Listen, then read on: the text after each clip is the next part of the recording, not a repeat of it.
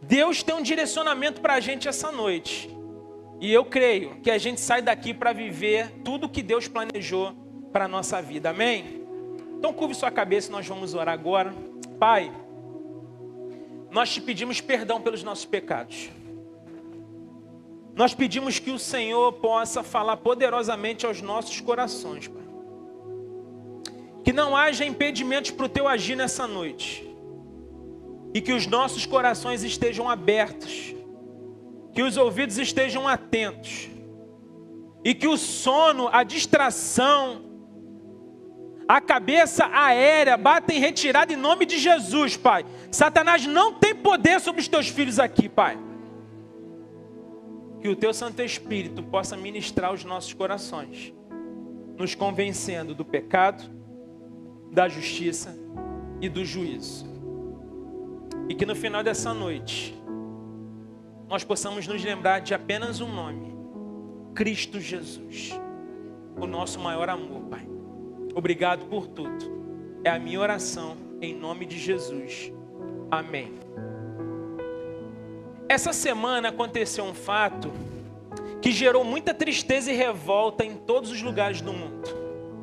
Um jovem cristão, conservador, casado, pai de 2 filhos, 31 anos de idade, foi brutalmente assassinado nos Estados Unidos, enquanto estava em um debate com os alunos de uma universidade americana. O nome desse homem é Charlie Kirk.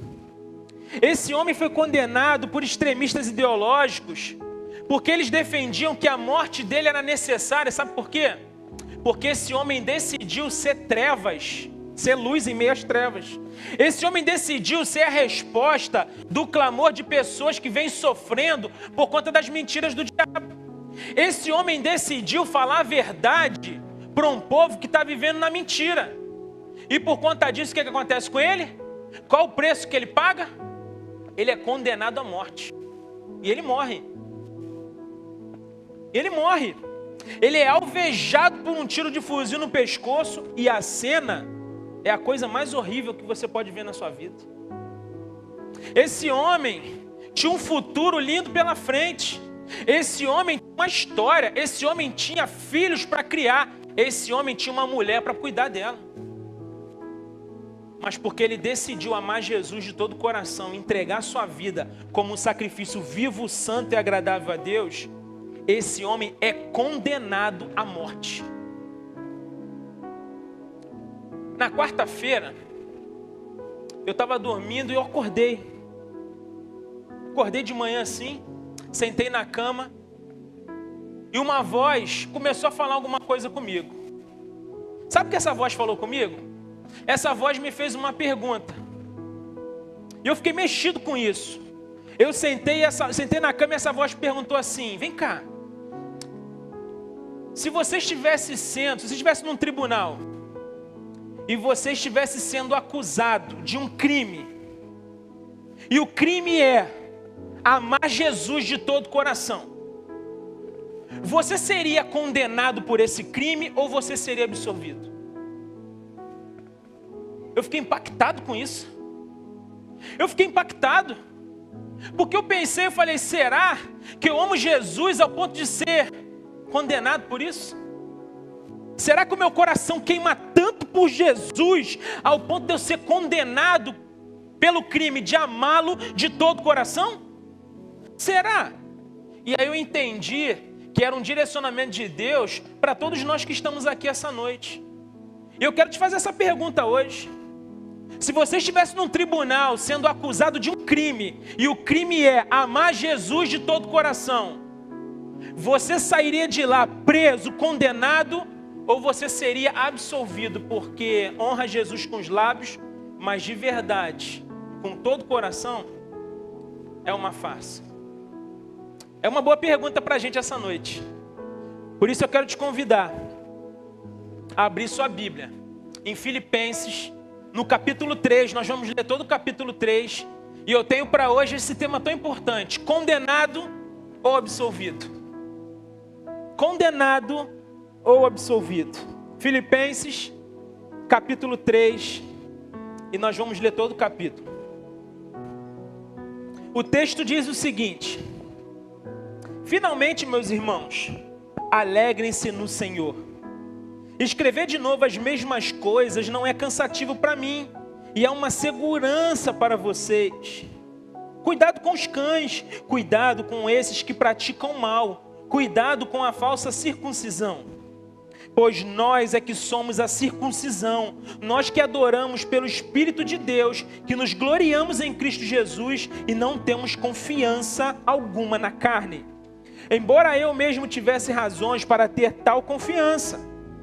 Se alguém pensa que tem razões para confiar na carne, eu ainda mais, circuncidado no 8º dia de vida, pertencente ao povo de Israel, à tribo de Benjamim, verdadeiro hebreu quanto à lei, fariseu, quanto ao zelo, perseguidor da igreja, quanto à justiça que há na lei, irrepreensível.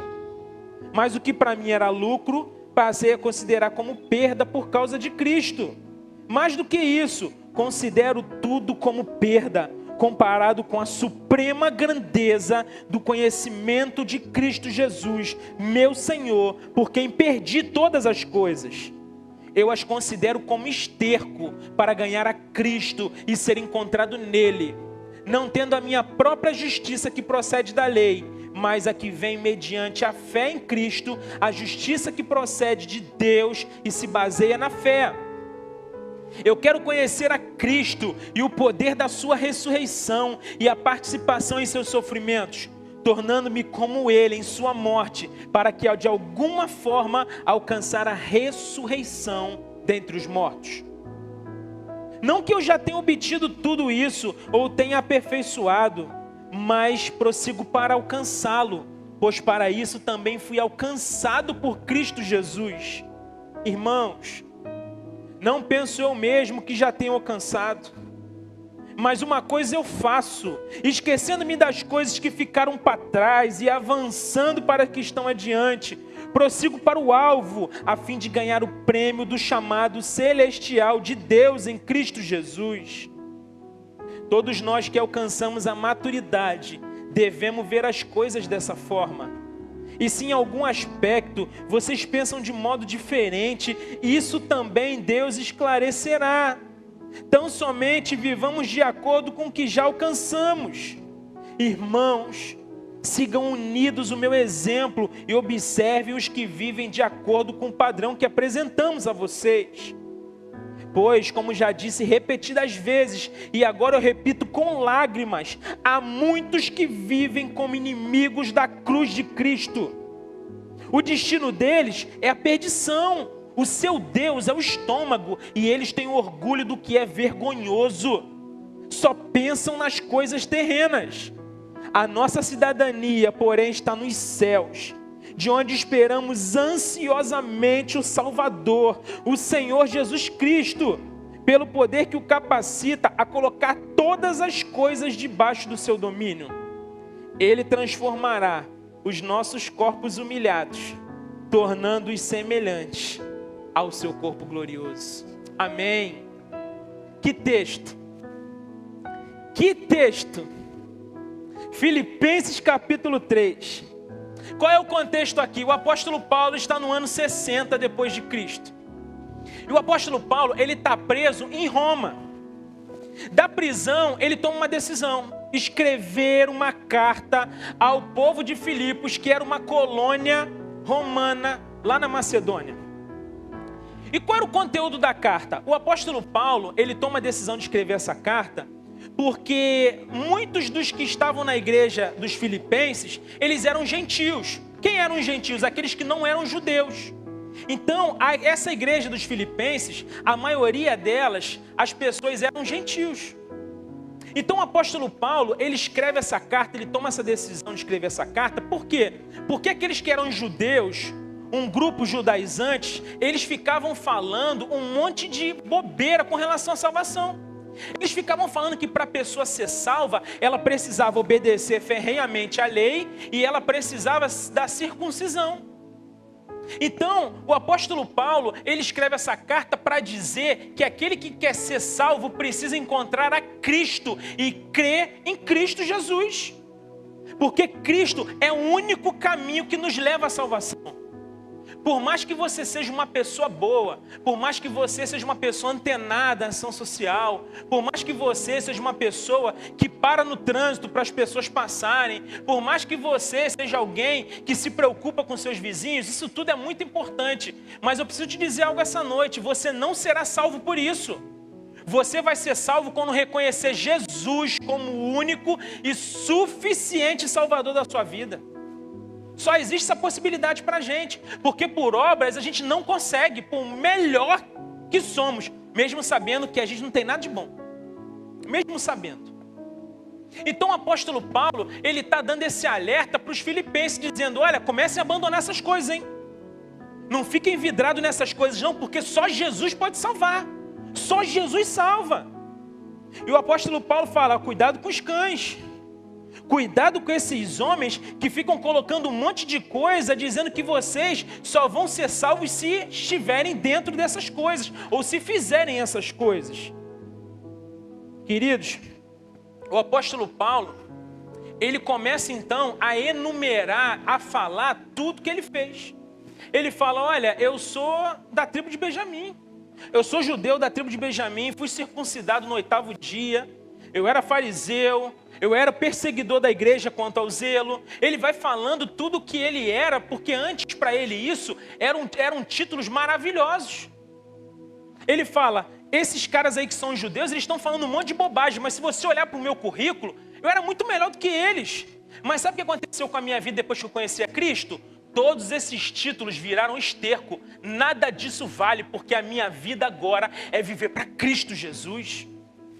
O que me interessa de verdade não são os títulos, não é aquilo que eu conquisto na terra, mas é aquilo que eu conquisto no céu, porque eu sei que Cristo morreu no meu lugar, para que eu tivesse vida, mas não somente nessa terra, uma vida abundante aqui, mas que eu tivesse assegurado uma vida na eternidade ao lado dele, no céu. E é isso que o apóstolo Paulo está ensinando aos filipenses. O apóstolo Paulo finaliza esse capítulo dizendo que muitos estão vivendo como inimigos da cruz. Quem são os inimigos da cruz? São aqueles que só pensam no seu próprio estômago. São aqueles que estão preocupados com o seu próprio umbigo. São aqueles que ficam buscando de forma incansável as coisas materiais. Porque a gente sabe, queridos, que é muito importante a gente conquistar algumas coisas nessa terra. É legal você comprar carro? É legal, compra carro. É legal você ter casa? Muito bom.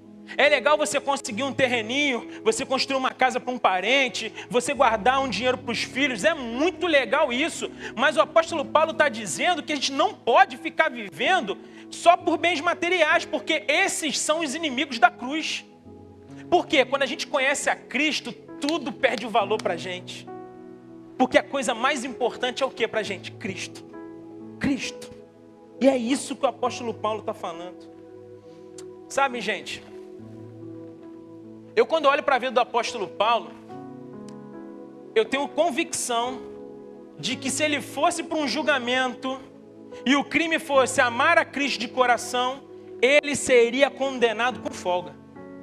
Seria condenado com folga. E deixa eu falar uma coisa para vocês, ele iria rindo daqueles acusadores. Porque de fato ele seria condenado e ele sabia disso. Agora a pergunta que eu quero te fazer é, e se for com você? Se fosse você nesse julgamento, olha, o crime é amar a Cristo de todo o coração. Você seria condenado ou você seria absolvido? Nós precisamos responder essa pergunta hoje. Pastor, quem são aqueles que de fato seriam condenados? Primeiro, aqueles que colocam toda a sua expectativa em confiança em Cristo Jesus. Aqueles que colocam sua expectativa e a sua confiança de verdade em Cristo Jesus, esses seriam condenados. Esses iriam para trás das grades. Esses talvez seriam decapitados. Esses talvez seriam humilhados, seriam espancados. Quem, pastor? Aqueles que colocam sua expectativa e confiança em Cristo de verdade. Por que isso? Porque o verso 2, olha o que o apóstolo Paulo fala no verso 2. Ele fala, cuidado com os cães. Cuidado com esses que praticam mal. Cuidado com a falsa circuncisão. O apóstolo Paulo aqui, ele está no ataque está aqui para mostrar para os filipenses algo importante. Ele fala, cuidado com os cães. Por que ele fala isso? Porque naquele tempo, os judeus odiavam cães. Não é hoje que existe pai e mãe de pet, né? Já viram pai e mãe de pet? Tem gente que gasta um dinheiro por meio pai e mãe de pet. Não tem problema com isso não. Você tem dinheiro para gastar com pet, gasta. É bonitinho, né? O bichinho e tudo, mas antigamente os judeus, eles olhavam para os cães, eles tinham pavor de cão. E aí, por conta desse pavor que eles tinham de cão, sabe o que eles faziam? Eles chamavam os gentios de cães. Eles olhavam para aqueles que não eram judeus e falavam assim, são os cães. São os miseráveis, né? Isso aí não vale de nada. Só que aí o apóstolo Paulo fala, cuidado com os cães. Ele está falando dos judeus aqui, porque ele usa esse trocadilho. Antes, os gentios eram chamados de cães pelos judeus. Mas agora o apóstolo Paulo está chamando os judeus de cães. Por quê? Porque esses homens eram vorazes para poder cumprir a lei, achando que a lei os salvaria. Eles achavam que o cumprimento da lei, que a circuncisão, que os ritos, os movimentos religiosos do judaísmo, eles salvariam. Mas o apóstolo Paulo fala, isso são os cães, cara. Isso daí está falando da circuncisão. Alguém aqui não sabe o que é circuncisão? Circuncisão era... Os homens, no 8º dia, o judeu, eles cortam a pele do prepúcio, do pênis. Eles cortam a pele assim em volta para poder fazer, é como se fosse um sinal de aliança. É um sinal de aliança. Então, todo menino judeu, o 8º dia, ele é circuncidado como sinal da aliança que eles têm com Deus. Só que o apóstolo Paulo, ele está aqui brigando com esses homens, ele está aqui indignado com essa situação. Por quê? Porque agora a gente não vive mais debaixo da lei, a gente vive debaixo da graça, porque Cristo morreu para que a gente inaugurasse um novo tempo. Então, a partir de agora, eu não preciso mais fazer coisas para ser salvo, porque as coisas que eu faço, elas não me salvam. O único que pode me salvar é Jesus, é Cristo Jesus. E é por isso que o apóstolo Paulo está confrontando esses homens. Cuidado com os cães. Cuidado com esses cães vorazes, porque eles querem fazer aquilo que é certo na lei, porque eles acham que isso pode salvá-los. Meus amigos, meus amados, Paulo está alertando os filipenses que salvação só em Cristo. Não era lei, não eram os costumes, não era a circuncisão, mas era Cristo. E o que me encanta aqui é que no verso 3 o apóstolo Paulo fala, nós é que somos a circuncisão. Por que o apóstolo Paulo falou que nós somos a circuncisão? Porque a partir de agora nós adoramos a Deus em espírito e em verdade. Porque a partir de agora nós nos regozijamos em Cristo. Cristo é a nossa fonte de alegria. Porque agora a nossa confiança não está mais na nossa carne, mas a nossa confiança está em Cristo Jesus. Pastor, minha vida está bagunçada, minha vida está toda atribulada, mas eu estou em Cristo Jesus. Eu não sei que alegria é essa que eu tenho, eu não sei que segurança é essa que eu tenho, eu sei, Jesus. Você está em Cristo? Aqueles que estão em Cristo, nova criaturas são. As coisas velhas já passaram e tudo se fez novo nele. Antes você não podia ver uma adversidade porque você entrava em pânico. Chegava um boleto do cartão, R$500 mais caro. Eu sei que tem gente aí que é 3 vezes isso. Já ficava desesperado. Meu Deus, eu acho que é a melhor opção tirar minha vida agora. Agora, o que você faz? Você está em Cristo, você é nova criatura. E agora você sabe que os momentos de dificuldade são pedagogia para você. E agora você vai tomar vergonha e vai parar de gastar muito no cartão. Porque Jesus está te ensinando. Porque agora você não tem mais escapatória de falar, eu vou deixar ele vencer, sujar meu nome e um dia eu limpo. Isso é falta de caráter. Aqueles que estão em Cristo, eles têm um caráter renovado nele. E aí você muda de vida, você para de gastar à toa. Você vê, quando Jesus entra na nossa vida, ele mexe 360 graus. E a partir de agora a gente não confia mais na nossa carne, a gente confia nele. A nossa vida está nele. E tudo que fazemos é para a alegria dele, para glorificá-lo. É por isso. O apóstolo Paulo demonstra que a nossa confiança não está na lei.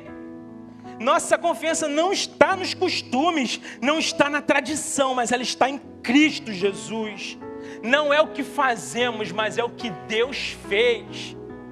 Porque Deus amou o mundo de tal maneira que entregou o seu único Filho para todo aquele que nele crê não pereça, mas tenha a vida eterna. Foi Ele quem fez.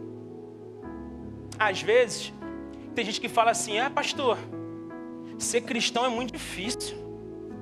Pastor, ser cristão é algo complicado. Quem fala isso não entendeu que quem é salvo em Jesus já está salvo em Jesus. Você pode fazer o que você quiser, se você está salvo, nada vai mudar, você já é salvo. Agora, tem um parêntese. Às vezes a pessoa fala: então pastor, eu posso continuar na safadeza que eu estou? Você não é salvo, você vai para o inferno se você morrer. Porque o que demonstra se você é salvo ou não, é a ação do Espírito Santo sobre a sua vida. É o fruto do Espírito latente em você. Se você tem um encontro com Jesus e não muda de vida, você teve um encontro com qualquer um, até com seu vizinho que se chama Jesus, mas com Jesus Cristo você não teve. Porque a gente vive uma novidade de vida a partir de agora. A partir de agora é novidade de vida. E aí, queridos, eu conheço muita gente que precisa ouvir isso. Porque o apóstolo Paulo, ele está refutando o povo que ficava colocando coisas no lugar de Cristo para salvação. Você precisa de mais alguma coisa a não ser Cristo para ser salvo? Você precisa? Por que então as pessoas ficam apegadas à bandeira de Israel? Já viram isso? Tem gente que tem bandeira de Israel dentro de casa. Para que essa bandeira de Israel? É para espantar mal olhado, pastor. Coloca a bandeira do Brasil que o mal olhado vai ficar com medo. O mal olhado vai falar: oxe, do Brasil, deixa eu correr aqui. Você não precisa da bandeira de Israel para ser salvo. Você não precisa de óleo ungido para ser salvo. Você não precisa de água purificada de Israel para ser salvo. Você não precisa fazer voto de dízimo achando que você vai prosperar. Você não precisa ficar subindo escadaria da Igreja da Penha. Você não precisa se cortar. Você não precisa raspar a cabeça. Você não precisa fazer nada. Você só precisa se arrepender de todos os pecados, entregar de verdade a sua vida a Jesus e ser condenado pelo crime de amar a Jesus de todo o coração. Glórias a Ele. A gente fica botando coisas. E o apóstolo Paulo está dizendo: não adianta não. Não adianta colocar coisas não. Vocês não precisam de nada disso. Vocês precisam de Jesus. Jesus é suficiente para te salvar. Ponto. Ponto. Pastor, mas e a Arca da Aliança? Querido, pelo amor de Deus. Pelo amor de Deus. Você precisa de Jesus. Eu fico imaginando Sadraque, Mesaque e Abidnego. Imagina, Sadraque, Mesaque e Abidnego estão lá. E vocês vão ter que se dobrar, cara. Se não se dobrar, o cerol vai passar. Vocês vão queimar no fogo lá da fornalha. Eu fico imaginando Sadraque, Mesaque e Abidnego. A gente precisa de uma Arca da Aliança agora. Meu Deus, a gente precisa da bandeira de Israel. A gente precisa de uma água que é purificada com lavanda de Jerusalém. Não, eles falaram: olha só, deixa eu falar uma coisa para você, rei. Eu te respeito, rei. Mas olha, eu tenho um Deus que Ele cuida de mim. A gente não vai se curvar. E Ele pode nos livrar. Agora, se Ele não nos livrar, está tudo bem, porque a gente confia nele. Ele nos livrando ou Ele não nos livrando. A nossa confiança não está nos homens, a nossa confiança está no nosso Senhor. E aí, tocaram todos os instrumentos, está todo mundo abaixado. O mundo inteiro de joelhos, e eles estão aqui,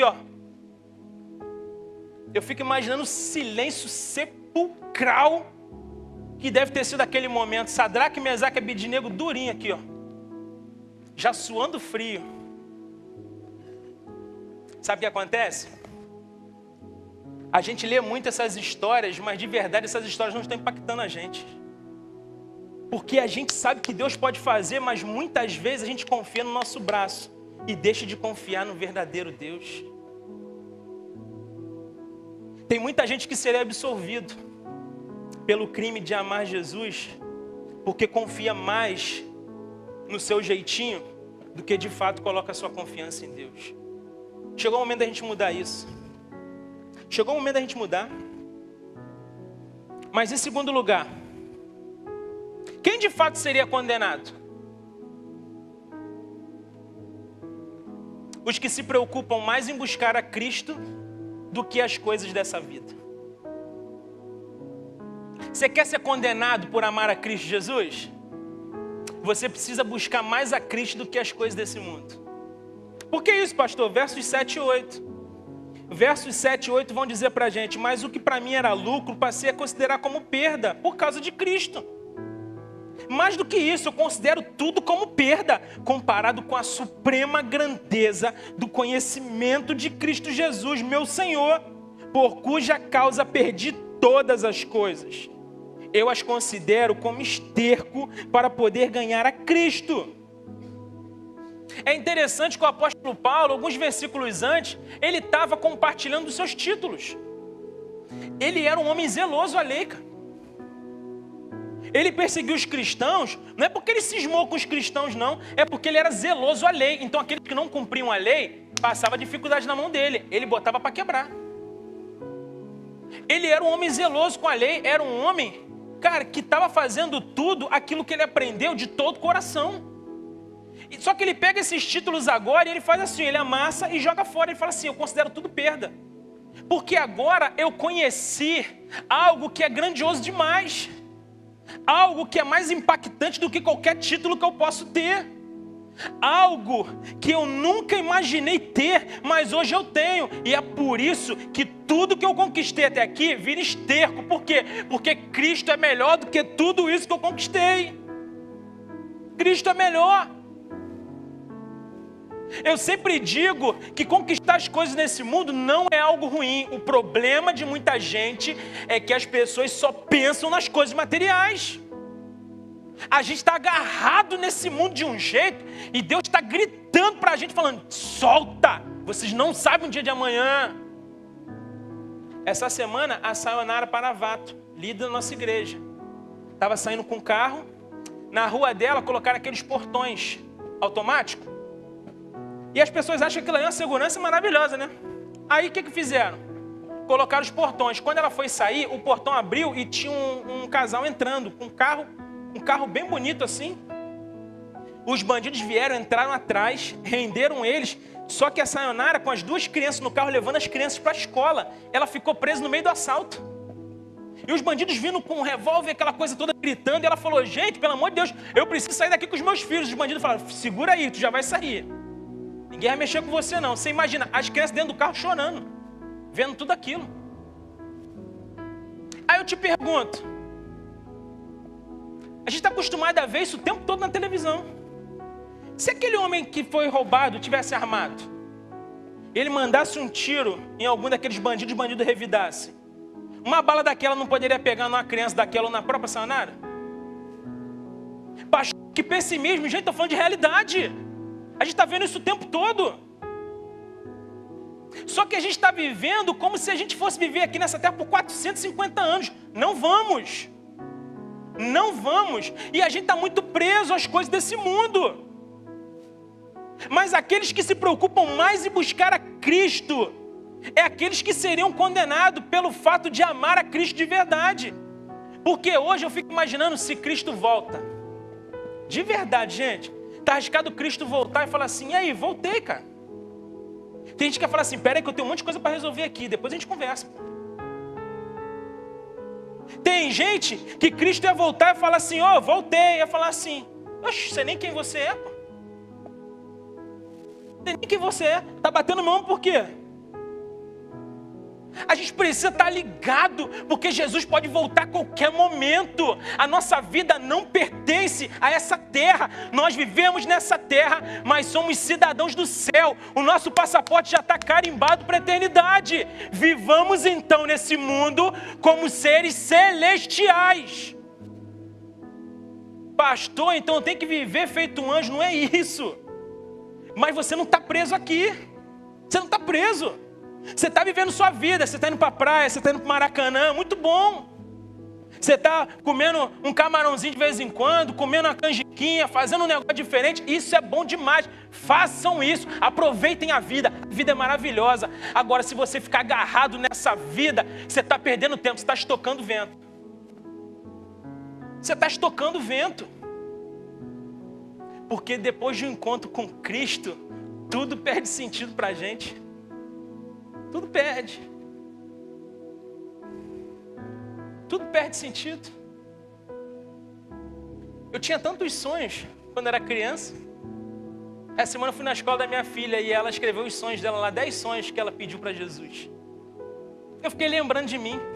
Quantos sonhos eu tinha? Eu sonhava em ser piloto de avião. Eu sonhava em ter tantas coisas. Em ter casas, em ter carros, em ter uma vida boa. Não estava errado não.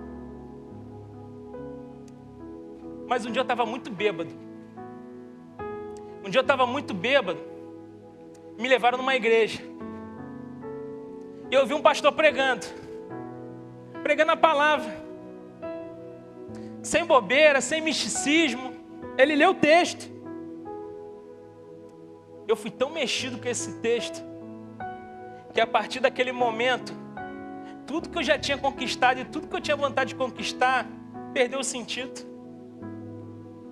Porque o maior tesouro eu conheci naquele dia. Cristo Jesus. Naquele dia, eu fiquei diante de uma fonte inesgotável de prazer, de alegria. Cristo. O nosso grande problema é que a gente não está conhecendo Cristo de verdade. Porque quando a gente conhece de coração, o impacto é muito grande. Todas as coisas são secundárias para a gente. Cristo é a nossa prioridade. Cristo é a nossa prioridade.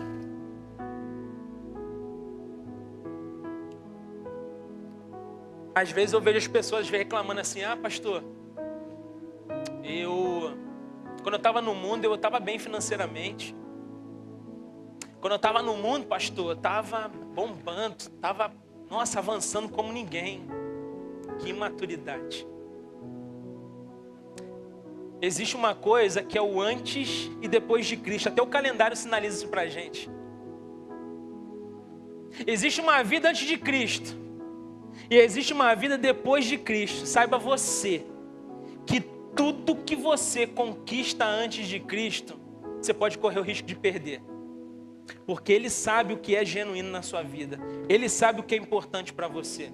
Agora, tudo que você conquista depois de Cristo, fique tranquilo. Porque faz parte do propósito que Ele tem para a sua vida.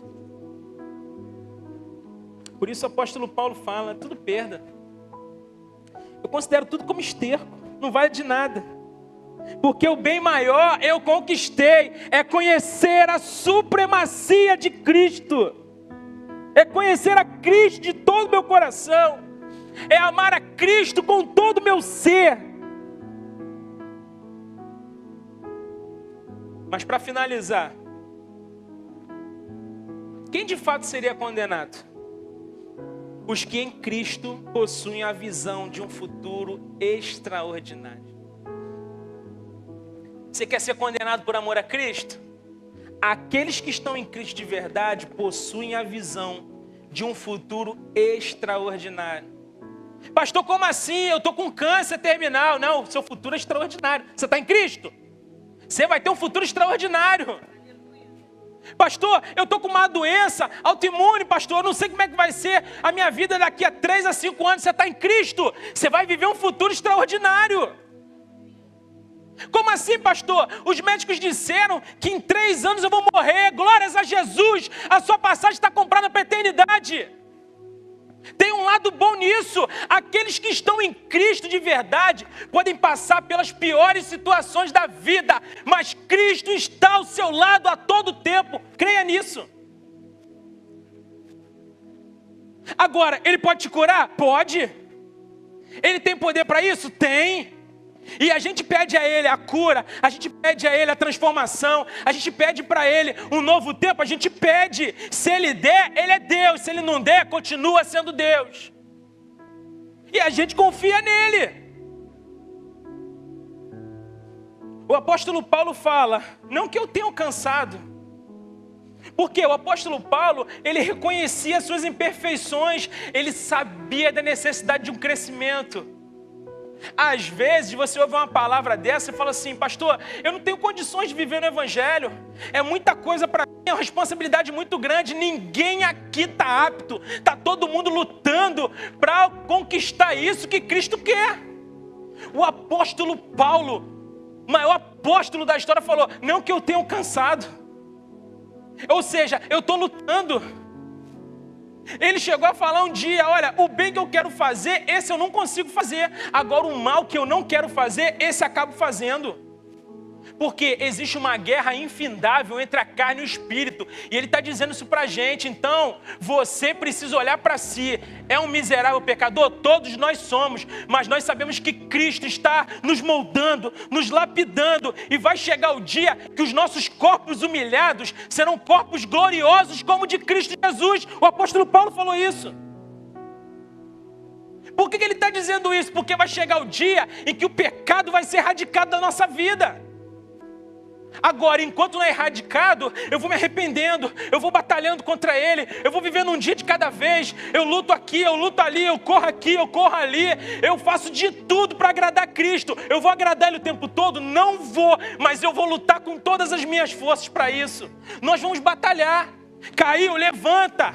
Por isso que você precisa ter alguém do teu lado mais crente que você, porque ele vai te apontar, não, você não vai ficar no chão não, vamos embora, levanta aí.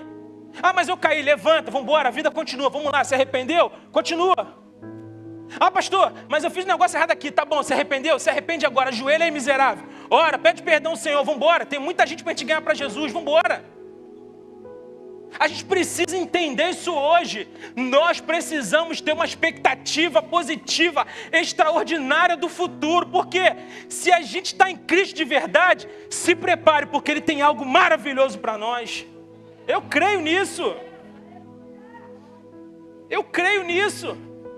Se eu não tivesse crendo nisso, se eu não acreditasse nisso, eu nem saía da minha casa para vir para cá. Mas eu creio que Ele pode transformar a gente, que Ele está fazendo esse trabalho. E a gente vai melhorando a cada dia. E a gente vai jogando por terra aquilo que antes afastava a gente dele. E a gente vai avançando. E a gente vai prosseguindo para o alvo, porque tem um alvo. E o nosso alvo é Cristo. Tem um alvo, e a gente vai caminhando, buscando a face dele todos os dias, buscando a fazer a vontade dele todos os dias. Filipenses 3, 18 a 20 vai dizer, pois como já lhes disse repetidas vezes, e agora repito com lágrimas, há muitos que vivem como inimigos da cruz de Cristo. Quantos a estes, o seu destino é a perdição. O seu Deus é o estômago. E tem orgulho do que é vergonhoso. Eles só pensam nas coisas terrenas. A nossa cidadania, porém, está nos céus, de onde esperamos ansiosamente um Salvador, o Senhor Jesus Cristo. Quem são aqueles que seriam condenados por amar a Cristo? São aqueles que aguardam ansiosamente pela volta de Cristo. Eu às vezes chego em casa, e eu estou distraído, às vezes pensando um monte de coisa, eu paro o carro, eu saio do carro, e às vezes vem meu cachorro primeiro, balançando o rabinho, pulando, tá, aquela coisa, daqui a pouco vem a Larinha, pai, daqui a pouco vem a Luana, e aí um dia desses o Senhor me falou comigo sobre como que elas aguardam a minha chegada de forma ansiosa. Elas estão ali, torcendo para eu chegar logo. Eu quero meu pai. Eu quero que meu pai chegue logo. Eu quero dar um abraço do meu pai. Eu quero sentir o cheiro do meu pai. Eu quero estar perto do meu pai. O meu pai é importante para mim. O meu pai é a coisa mais importante para mim nessa terra. E aí, o Senhor me ensina que é dessa forma que a gente deve aguardar a vinda dele. A gente deve aguardar sim, olha ansioso, pai, a gente está aqui. Está difícil viver nessa vida. É um monte de coisa acontecendo, é assalto, é tiro para tudo quanto é lado, pai. Tem um monte de coisa ruim acontecendo aqui, mas eu não vejo a hora do Senhor voltar. Eu não vejo a hora de ver o Senhor rasgando os céus e vindo me buscar, porque eu sei que isso vai acontecer, porque o Senhor prometeu. Os que são condenados são aqueles que olham para os desafios da vida e também olham para o céu. São aqueles que olham para os diagnósticos e olham para o céu. São aqueles que olham para dentro de si no momento de luto, mas eles olham para o céu. São aqueles que olham para tudo de ruim que está acontecendo à nossa volta, mas eles permanecem olhando para o céu, porque é de lá que virá a salvação do mundo. É Cristo Jesus. Ele é o nosso Senhor. Os condenados são aqueles que vivem bem nessa terra, porque sabem que logo, logo estarão morando no céu. Que Deus tenha misericórdia de cada um de nós e que Deus continue nos abençoando. Amém? Curve sua cabeça, eu quero orar por você.